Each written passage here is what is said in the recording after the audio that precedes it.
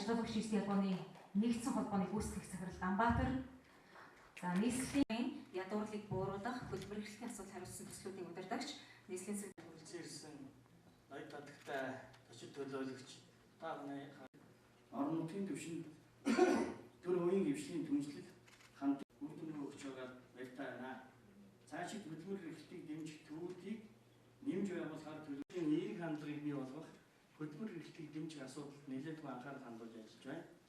Хөгжлийн бэрхшээлтэй иргэд ахмад насны жижиг дунд үйлдвэрлэл болон бичил бизнес эрхлэгчдийн нэмэгдүүлэх хөтөлбөрийн нийгмийн түншлэгч талуудын оролцоо дэмжих хамтын ажиллагаа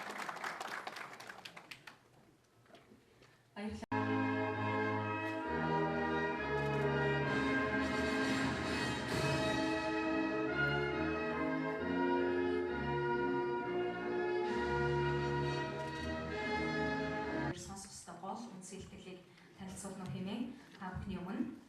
хөтөлбөр эрхлэлтийн өнөөгийн байдал ямар төвшөнд байгаа юм за мөн хөтөлбөр эрхлэлтийн салбарын 4-р сарын 18-ны өдрийн 11 дугаар тогтоолоор батлагдсан байгаа. За өнөө хөтөлбөрийн зорилготой энэ шаардлагатай байгаа. Өнөөдөр нийслэлийн хөтөлбөр иргэдийн хөтөлбөр эрхлэлийн байр бид нар өрхийн орлогын их усүр албан бус хөтөлбөр гэсэн дөрвөн үндсэн үзүүлэлтээр одоо судалгааг явуулсан байгаа. нийслэлийн засаг даргын 2016 оноос 2020 он хүртэл нийслэлийн засаг даргын мөрийн хөтөлбөрт бол нэг өрх нэг ажлын байр гэсэн энэ хөтөлбөрийг бид нар бол төвшүүлээд дэд хөтөлбөр болгоод нийслэлийн хөдөлгөөлөгчтэй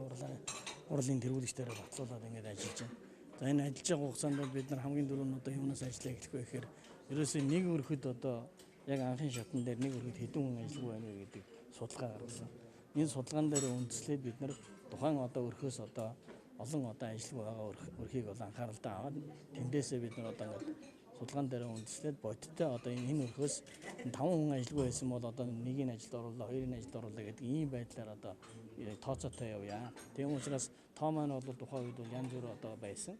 Тийм учраас энийг бол өөрөөсөө одоо бид судалгаа хийж эндээсээ бас ажлаа бас цааш нь одоо өргөжлүүлэхээр ингэж төлөвлөсөн. За энэ бол судалгаа маань нийт 244 мянган өрх буюу Улаанбаатар хотын хэмжээнд нэг одоо нийт өрхийн одоо нэг 60% нь бол судалгаа хийсэн. За тэгэхээр энэ зүгээр би сүүлийн тоо хэлбэл нэг өрхөд бол 5 ажилгүй одоо хүнтэй өрх болов гэхэд бидний авсан судалгааны 0.5% буюу 1122 өрх байж байгаа шээ. За энэ тоогоо бол бид нар бүгд нэгтгээд тухайн дүүргийн хаягаар нь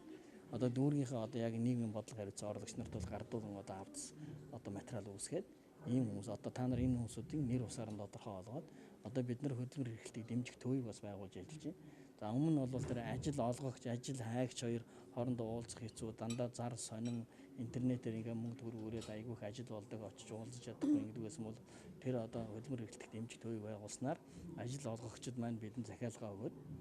ажил хайгчид маань биднээр ирж бүртгүүлээд за тэгээ ямар мэргэжлийн хүн ямар ажил хайж гин ямар байгууллага ямар ажлын байр зарлаж гин гэдгүүд нь одоо хувийн хвшлүүдтэй бид нар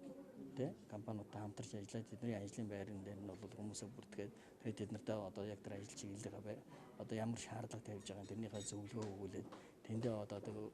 бүгдийг одоо хүмүүсээ уулзаад одоо юуг нь анкетыг бүртгээд ингэж авдаг. Ингээд энэ бол маш амжилттай болсон. 10.6 40,5 мянган өрх сард 240 мянган төгрөгийн хүртэлх орлоготой өрх бол 53.6 мянган судалж ээж энийг бол бид нар бас